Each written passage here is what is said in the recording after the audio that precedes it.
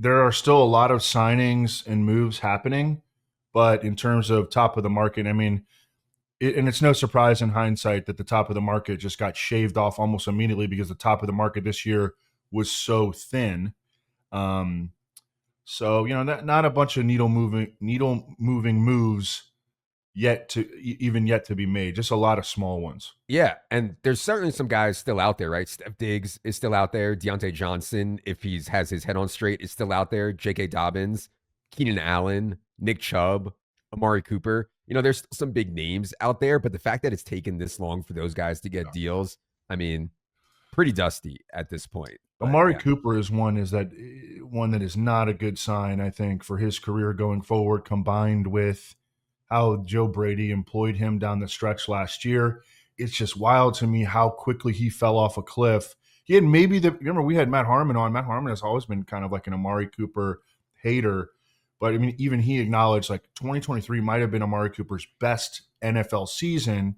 All of a sudden, and I know that can happen quickly. He's yeah, not even that old. I mean, he's 31, yeah. and just to see him go from one of the better receivers in the league to a guy who nobody even wants to sign, really, a year and an offseason later, jarring. Yeah, and we're going to talk about a bunch of guys at the wide receiver position today who the cliff has come up on them very, very quickly for sure. Anyways, hopefully you caught our show from Tuesday where we went over all the biggest free agency and trade moves from the first 72 hours or so of the new league year. On today's show, we're recording Friday morning. On today's show, we're going to discuss the moves that have happened since then. Story number one, Evan Engram, who was cut by the Jaguars, gets a 2-year, $23 million with the Broncos, includes $16.5 million guaranteed. When I think about Evan Engram, at least for fantasy, I just think he needs volume to pay off and a lot of volume because Evan Ingram's game is catch the ball short, be athletic after the catch. A dot, average depth of target, 6.1 yards or less in 4 straight seasons, which of course leads to pretty good yak numbers. But I do think he's athletic. He's kind of a slot receiver, not a blocker. Evan, what did you think of Broncos' decision to go out and give a decent amount of money here to Evan Engram? Yeah, he's very, very athletic. I remember when he was coming out of college, he ran at 6'3", 234. He ran a 4.42. He doesn't really play that fast, and I think that people even said that about him coming out of college. But I mean, he's developed into a very sure-handed. He had some drop problems early in his career, but he's developed into a very sure-handed, short area, move the chains type of tight end. And I think that Sean Payton thinks that he can get a little bit more out of Evan Engram because he's been searching for this position that Sean Payton refers to as a joker for years, really. He thought that maybe Greg Dulcich, remember he was talking about Greg Dulcich last offseason as being his joker. Greg Dulcich, not even with the organization now. He's somewhere on the Giants roster. But even Evan Engram, I'm sure you saw the tweet. He tweeted out a picture of him like as the Joker in The Dark Knight. So clearly Sean Payton has been talking to Evan Engram about this role. And I think it can be a fairly high volume role in this offense. You remember who they were playing with last year? I mean, at the tight end position, it was really Adam Troutman and Lucas Krull and all the receivers behind Cortland Sutton. And I don't think that Sean Payton necessarily minds playing that way. He played that way a little bit with New Orleans, actually a lot with New Orleans. But Evan Engram is going to be, a full-time player who's out there, 75, 80% of the snaps. I think it's a pretty good fantasy landing spot. We got Bo Nix at quarterback who can reliably get the ball to receivers. So really nice landing spot, decent money. I'm curious if you think he can actually be Sean Payton's Joker, because I've heard a lot of people out there say Evan Ingram's not good enough. He doesn't create enough mismatches out there to be a Joker type. That's not to say it's not a good signing and he won't be productive. I'm just a little skeptical that Evan Engram is capable of doing Jimmy Graham type things. Or, even Darren Sproles created mismatches for Sean Payton, I think at a higher rate than Evan Engram will. So I don't know. What do you think about his capability of winning in that role? I think that, Jimmy Graham was on a different planet probably than Evan Engram. I mean, way bigger, was a shot blocking power forward at the University of Miami, could win in the vertical pass game, and we don't really see Evan Engram doing that. Was an absolute stud in end zone situations. So Yeah. he's not going to be Jimmy Graham, but I mean, I think he's athletic enough and big enough to create mismatches in the middle of the field. Evan Engram, I mean. Yeah, from a fantasy perspective, we're at 117 overall on Evan Engram, right around Tucker Kraft, right around Colston Loveland, the rookie, a little bit ahead of Dalton Kincaid right now. We are on Evan Engram, and a lot of it is the volume stuff that Evan talked about. Last season, 39% of Bo Nix's targets went to Javonte Williams, who's gone, Devon Vele, Troy Franklin, Lil Jordan Humphrey. I mean, it's ugly behind Cortland Sutton. And so what I talked about at the beginning, Evan Engram needs a lot of volume to succeed. Well, he might actually get a lot of volume here. So again, we're at 117 overall in the half PPR best ball ranks. And I think that feels like a pretty good spot and a pretty good fantasy landing spot. And if you're of the belief that commanding targets is a talent, which I know that you are, and yes. I certainly am as well, Evan Engram has been commanding targets consistently for the last 4 or 5 years, high volume of targets. So for sure, I think that he can carry on that skill to Denver. Story number 2 is a big name who got a very small deal. DeAndre Hopkins, 1 year, $5 million with the Ravens, can get up to $6 million with incentives. It's interesting, man, because in 2023, when DeAndre Hopkins was on the Titans, I actually thought he played okay. I thought it looked like he still had some juice. Then you get to 2024, it's a mess with the Titans, midseason trade to the Chiefs. Everyone's all excited. Oh, DeAndre Hopkins and Patrick Mahomes, here we go. He ends up playing behind the likes of Juju Smith-Schuster and Justin Watson. Even in the playoffs, DeAndre Hopkins was behind Juju Smith-Schuster and Justin Watson for a lot of routes. So my assumption at that point was he was just cooked, and it seems like the NFL agrees. Evan, what do you think of Ravens 1 year, $5 million to DeAndre Hopkins? Yeah, the NFL agrees. And I mean, DeAndre Hopkins is 33 now? Yeah, I think he will be 33 this season, I believe. Will be 33. Yeah.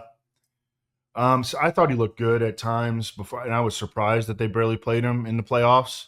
But these teams have a better read than I do. With the Ravens are always willing to take chances on guys like this, that guys that other teams have deemed maybe cooked, or who really wants to pay a lot of money to any 33-year-old receiver. But I mean, if you think historically, Lee Evans, Anquan Bolden, Derek Mason, Steve Smith Sr., Sammy Watkins, some of those guys worked out great. Odell Beckham. Some of those guys didn't work out at all. Yeah, Odell Beckham too, yep. Odell Beckham, yes. That one didn't work out at all. Yeah. Same with Sammy Watkins. But this is just a risk that the Ravens feel very comfortable making. It's not going to hurt their compensatory pick process very much, which they're always very careful about maneuvering around. And they're going to go see what DeAndre Hopkins has left. I mean, and I also think I think it's a good match on paper. I don't know exactly how it's going to go. We're just going to have to figure that out as we move along. You got Zay Flowers as the clear number 1.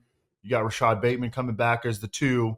And I think DeAndre Hopkins will be given every opportunity to return as the 3. And it continues to look like Mark Andrews is going to come back.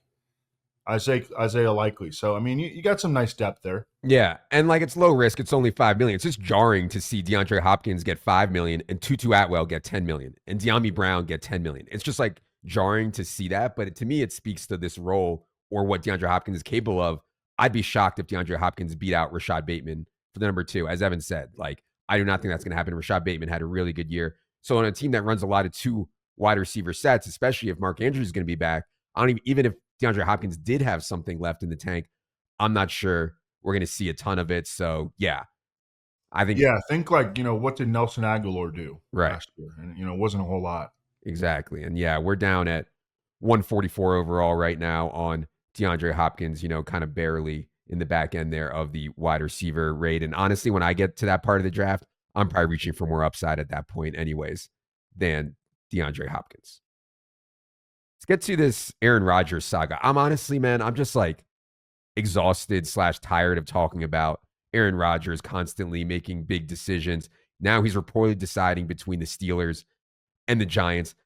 To me, it's like a reminder that there aren't 32 humans on earth that can play the NFL quarterback position well. And that allows a 41-year-old quarterback who, I thought Jets had a pretty talented team last year. Aaron Rodgers was a mess off the field, at least, I thought, and kind of messed up the locker room. And I don't know, they just had a horrible year. He's holding teams hostage at age 41, and they're desperate to get him, so. And now we have reports that the Vikings might be in the mix. And I thought that was the most interesting part of this. We had a couple reports, one from Rossini, one from Breer, that the Vikings haven't made an offer to Aaron Rodgers, but are at least considering making an offer to Aaron Rodgers. And as someone who's pretty high on JJ McCarthy, really high on JJ McCarthy, that scared me a little bit when I started thinking about, well, maybe they know something about JJ McCarthy's rehab that we don't know, or that his knee is behind schedule. I don't know that that's the case, but yeah, I don't know, Evan. What do you think happens with Aaron Rodgers here? We have Steelers, we have Giants, and I guess we have dark horse in Vikings. Yeah. Schefter was going on podcast/radio on recording this on Friday, like just right around noon. As of Thursday midday, Schefter was going on podcast/radio talking about how he thought it was down to the Steelers and the Giants or Aaron Rodgers not playing. Those were the three options. And then Diana Rossini and I think Albert Breer came out within the last 12 hours of our recording saying that the Vikings are in. Actually, Ben Gessling as well. I think he's for The Athletic now. He's covered the Vikings for a while. Also leaving the door open for the Vikings to go get Aaron Rodgers.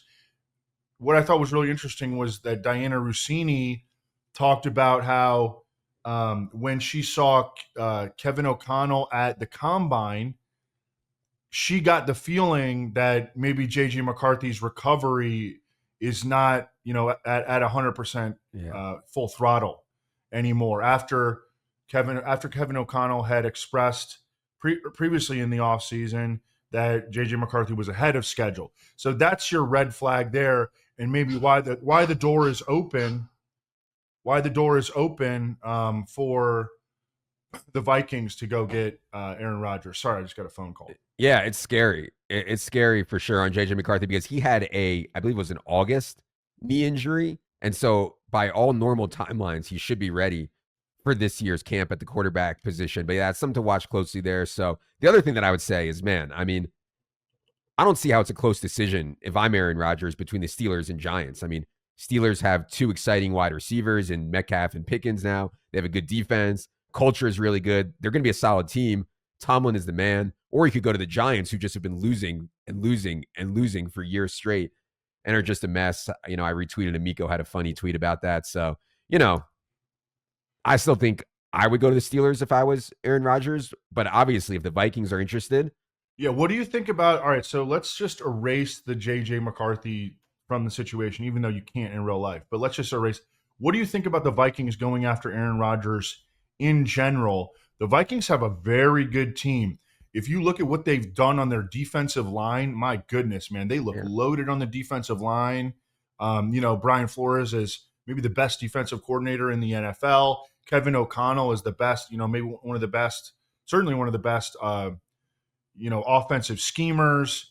They've got an offensive line that looks really good on paper. They got Justin Jefferson and Jordan Addison, TJ Hawkinson coming back healthy.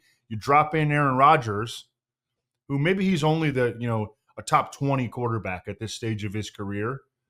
What do you think about that idea? I mean, where does that put the Vikings? I mean, the Vikings become really, really interesting, I think. You drop any quarterback into that situation, I think he's going to play well as long as he's willing to play within the system. Is Aaron Rodgers willing to play that system, or does he come in and say, oh, it's my way? I want Allen Lazard.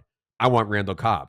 I want Devontae Adams, and I'm going to throw the ball to Devontae Adams even when other guys are open. I think that there's some skepticism, at least for me, that Aaron Rodgers would be willing to go in there and do what makes Kevin O'Connell in this offense so good. So we'll see. But yeah, I mean, Vikings certainly, if JJ McCarthy's not ready, then I get why they would be going after Aaron Rodgers. Story 4, Titans quarterback situation. I know you want to talk about this, Evan. Titans, of course, hold the number 1 overall pick. Titans have been very quiet on the quarterback front. Any thoughts from you on the Titans situation right now as they hold the number 1 pick in the 2025 NFL draft? Before free agency started, I think that the consensus was that Cam Ward is going to be the number 1 overall pick. It's just a matter of who is going to be drafting him there. There was some rumors about the Titans maybe wanting to move out, sign Sam Darnold. Obviously, they did not. And they also haven't pursued any like playable quarterbacks. The only quarterback that they signed is small-handed Brandon Allen. And I mean, he's not a playable quarterback. He's like a number 3, a guy that you bring in your room. You know, he's in the room. And then they go out and they're pretty aggressive on the offensive line, which has been their issue for many years. They give big money to Dan Moore to play left tackle. They're moving J.C. Latham over to right tackle. Remember, he was the number 7 overall pick in last year's draft. He was a right tackle at Alabama. They think he'll be better there. They gave a bunch of money to Lloyd Cushenberry, their center, last offseason. They went and signed Kevin Zeitler to play right guard, and they gave him a nice contract, 1 year, $9 million. And left guard is Peter Skoronski, who they used a first-round pick on 2 years ago, took a big step forward after a kind of shaky rookie year. So they're all of a sudden they've built up a potentially really good offensive line. You remember they've got Bill Callahan as their offensive line coach. And again, not pursuing playable quarterbacks. It seems to me that you know, you have like the Giants were maybe rumored to wanting to be trading up. The Giants are pursuing playable quarterbacks in Russell Wilson, Aaron Rodgers.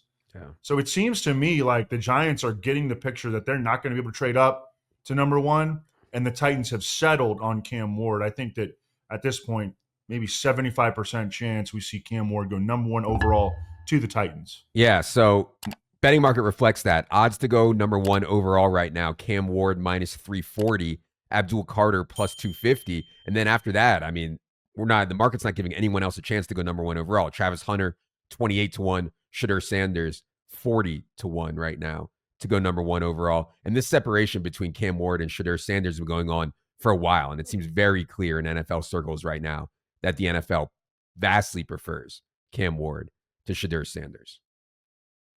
Let's go to story 5. Rico Dowdle, 1 year deal with the Panthers, reportedly $2.75 million, less than Javonte Williams. I'm a little surprised that Dallas didn't bring Rico Dowdle back for this cheap. I mean, Rico Dowdle ran for 1,000 yards last season, caught 39 balls, averaged 4.6 yards per carry, handled 20-plus touches in 7 games, showed an ability to handle big workloads. I don't think Rico Dowdle is good or anything, but we'll get to Dallas here in a second, what they're doing, but I'm a little surprised they didn't even give him a look. And so $2.75 million to the Panthers, who have a need in wake of the Jonathan Brooks' latest knee injury. I thought it was a pretty good deal for the Panthers. Evan, what do you think of the Rico Dowdle signing with the Panthers move? The Cowboys are just having a brutal offseason. And I mean, I think it's become apparent that the Cowboys are pretty good in the draft with Will McClay. Their pro personnel evaluation of their roster internally and of other players is maybe the worst in the league. Like outside free agents and the players that they have on their roster, they don't ever know when to re-sign guys, extend guys on their own team, and then they go out and they just sign like a bunch of like failed first-round picks or high-round picks from other teams. I mean, that's what they've been doing this offseason. They go get Miles Sanders, who has shown nothing in years. Javonte Williams, I mean, was there a worse runner with the ball in his hands last year than Javonte Williams? Rico Dowdle was very good. The Cowboys are a lost organization right now. I think we can say that with supreme confidence, and they're going to suck again. They're getting Dak back. They're not going to be good. Yeah. As for the Panthers, I thought this is an interesting move because Chuba Hubbard and Rico Dowdle's skill sets very much overlap. I think that Chuba's a little bit better, but not that much better. And so I wonder if this is a little bit of a concern for Chuba Hubbard. I didn't really see the Panthers going out and getting – I mean, they needed to get somebody because they can't rely on Jonathan Brooks after 2 ACL tears. Yeah. But I didn't really see them getting like a little bit of a steal here and a guy who can be used almost interchangeably with Chuba Hubbard. Yeah, in my head, Rico Dowdle is a bigger back than Chuba Hubbard and maybe a bit more powerful, and Chuba's a bit more explosive. That could just be in my head, though. And I thought Chuba was awesome last year, and maybe that's like my fantasy brain talking, but I thought Chuba was like way better than Dowdle, who was more of a grinder. But as I said, Dowdle was actually relatively efficient even after Dak went down. Averaging 4.6 yards per carry for that Dallas team is something. So yeah, I think it's a good deal for the Panthers. And as Evan said, we're talking about 2 ACL tears in 2 years for Jonathan Brooks. He didn't have surgery on his latest ACL tear until January. So if Jonathan Brooks plays at all in 2025, I feel like it'll be a bonus for the Panthers here. Yeah, on the Dallas side, I don't think they intend to go to the season with Miles Sanders, who was just cut by the Panthers, and Javonte Williams, who got outplayed by Jaleel McLaughlin and Audric Estime. I don't think they intend to go to the season with those guys, but I also don't think they should be burning the number 12 overall pick in the draft on Ashton Genty, right? And they've had so many chances the last few years to use a third, a fourth, a fifth, a sixth round pick on running back. They just don't do it. Last season, they had the number 124 overall pick. They traded away for Trey Lance. He didn't even get on the field until the final week of the season. Meanwhile, Trey Lance goes 124 overall. They passed on Bucky Irving, 125 overall. Will Shipley, 127. Ray Davis, 128. Isaac Garenda, 129. Braylon Allen, 134. I mean, those guys could be starters for Dallas. And then also in the middle of the season, Dallas goes and they give up a fourth-round pick for Jonathan Mingo, who I think the entire NFL thought Jonathan Mingo was a huge bust. For some reason, they give up a fourth-round pick for him, and now they don't have a fourth-round pick to spend on a running back in a really deep class. So I still think they're going to add someone, but as of now, this is a dusty veteran backfield in Dallas of Javonte Williams and Miles Sanders. So ugly. With the exception of Dak Prescott, CeeDee Lamb, a couple offensive linemen, and Micah Parsons, this is just a dusty roster overall. Yeah. The Cowboys. Yeah. I mean, they have not done a good job of, extending their own players is like the easy one. You have to get a deal with Dak, get it done before the market goes higher. You need to do a deal with Micah Parsons before Myles Garrett gets his deal. Now Myles Garrett gets his deal, and Micah Parsons is going to be way more expensive than he would have been 6 months ago. So yeah. Let's go to story number 7. As expected, Cooper Kupp was released. We knew this was coming. A lot of teams reportedly in the mix. I've heard Seahawks. I've heard Broncos, Patriots. I've heard Cowboys. This morning, friend of the show, Nick Underhill, confirmed that the Saints are in the mix for Cooper Kupp. The report from Jeff Howe of The Athletic is saying that Cooper Kupp's asking price has been as high as $15 million per year, but he would take less than that for a preferred destination. I guess we call it a sweepstakes. Evan, any thoughts on the Cooper Kupp sweepstakes that's apparently going on right now? I'm just in wait and see mode. I don't have any bold predictions on where Cooper Kupp is going to land, but I would say that Jeff Howe, who covered the Patriots for many years, I believe Boston Herald, and now he's Athletic, he would, is probably getting his information with someone connected to the Patriots, and so that would mean that the Patriots believe that Cooper Kupp's asking price is too high, and that was my prediction. To begin the offseason, that was that Cooper Kupp might go to the Patriots. But $15 million a year, even for a team with all the cap space in the world, that seems like an awful lot for a player who is clearly on the downslope. Not only is he clearly on the downslope, but the team that knows him best, the team that he wanted to stay with, just was like, you know what, forget it. You're out of here. And that's super scary. To me, I think super scary to the NFL, but certainly the Patriots are desperate for wide receiver help. You could say the Seahawks are desperate for wide receiver help behind Jack Smith and Jigba. The Broncos, I think, are pretty desperate too. So yeah, I could see Cooper Kupp getting a deal with one of these desperate teams that maybe a bit more money than people expected. Story 8, Mike Williams, big Mike Williams, back with the Chargers, 1 year, up to $6 million deal. Remember, the Chargers dumped Mike Williams after the 2023 season, coming off of his ACL tear.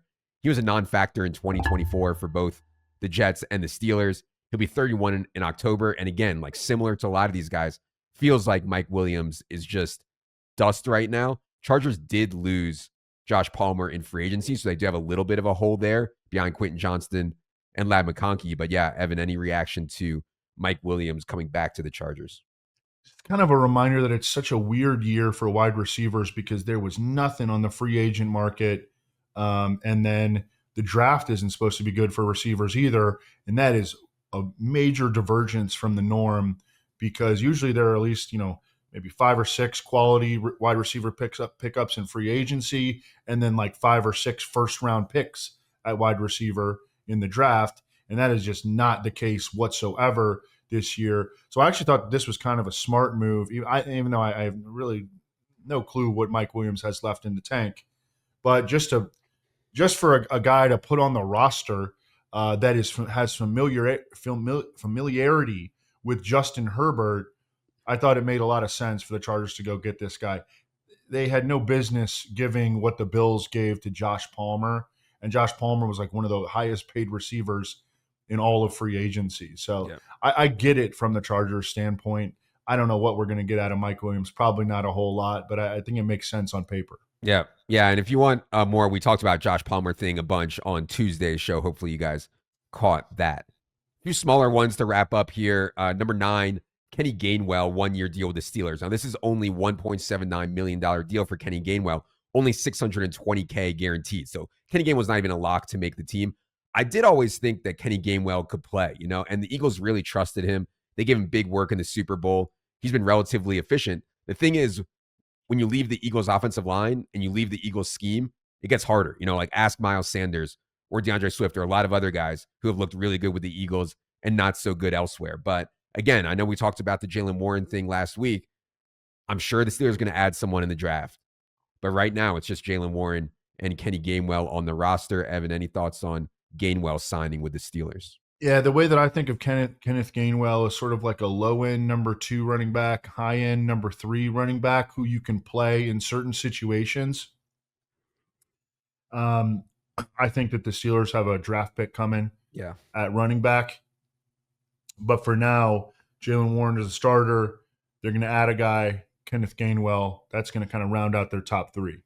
Let's go to the Dolphins and Raiders swapping dusty running backs. Dolphins sign Alexander Mattison. Then the Raiders turn around and sign Raheem Mostert. I guess first on Mattison, Dolphins have Devon Achane. They have Jalen Wright. I would not play Alexander Mattison over Jalen Wright, but I'm sure there's some Jalen Wright dynasty bros out there who are thinking, man, why'd they have to go out and sign Mattison? I thought Jalen Wright was the clear cut number 2 behind Devon Achane. Evan, any thoughts on Mattison signing with the Dolphins here? I just think that Mike McDaniel, he's a guy who likes to carry a lot of running backs. Some teams try to only carry, sometimes some teams don't even carry more than like 2. Yeah. And then like a fullback. But most teams are like carry 3. He will carry 4 or 5 running backs. So he believes in that running back depth. And I think that that's what Alexander Mattison is just pedestrian, backup caliber, veteran depth. And he'll be like the 3 or the 4. Yeah. Would it make you downgrade Jalen Wright at all? Nah. Okay, I agree. I'm not even sure that Madison's going to make the team ultimately. Right. In Las Vegas, they have Zamir White, they have Sincere McCormick. Now they have Raheem Mostert. I mean, that is not a good running back room whatsoever. But I wouldn't say they're like a lock to draft one. They're likely, I would say, to draft a running back, but far from a lock here. This Raiders backfield, though, is wide open. And at least maybe they will have more competent quarterback play this season with Geno Smith. Any more thoughts on Raiders backfield right now? Again, it's Sincere McCormick, Zamir White, Raheem Mostert. Yeah, and again, this is a reminder that a lot of these backfields are going to get crashed into with running backs from the draft. I think that there's going to be several teams that draft 2 running backs in like the 2nd to 5th round range, and the Raiders could be one of them. Yeah. Raheem Mostert is really old. I think he might be able to play, but he's he's 33 years old. Again, 1 year, $2.1 million. I think he'll make the team. I don't think he's anybody's really idea of a starting running back at this point. I don't think Sincere McCormick is either, and neither is Zamir White. I think we know that by now. So This is a team that I think could draft multiple running backs. Yeah. Mostert will be 33 here next month. Okay, last story I actually think is maybe one of the more interesting ones that we've talked about today. Last story is Harrison Bryant, 1 year, $2 million deal with the Eagles. Okay, whatever, no big deal. But there are a ton of rumors out there that the Eagles are willing to trade Dallas Goedert. And even King Howie Roseman, the best cap manager in modern NFL history, in my opinion, even they are shedding salary more than adding right now. Now, Dallas Goedert, the report from Philadelphia Inquirer is Goddard is willing to restructure his deal to stay with the Eagles.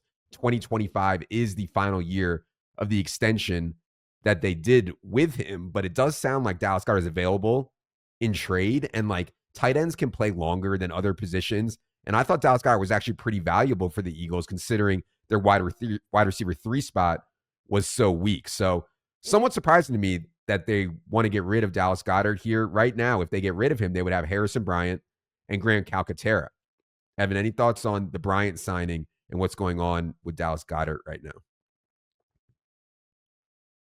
Dallas Goedert is 30 years old. Yeah. So I remember he went to South Dakota State. He came out, he was a little bit older. And so now he's 30. And, if Howie's trying to get ahead of that, and try to get something back for him. I mean, he put some really good tape out there at the end of last season. You remember when the Tanner McKee start and then really throughout the playoffs. Dallas Goedert played really well when he was healthy last year. But I can sort of understand it if Howie's trying to get out and get rid of a guy a year ahead of time.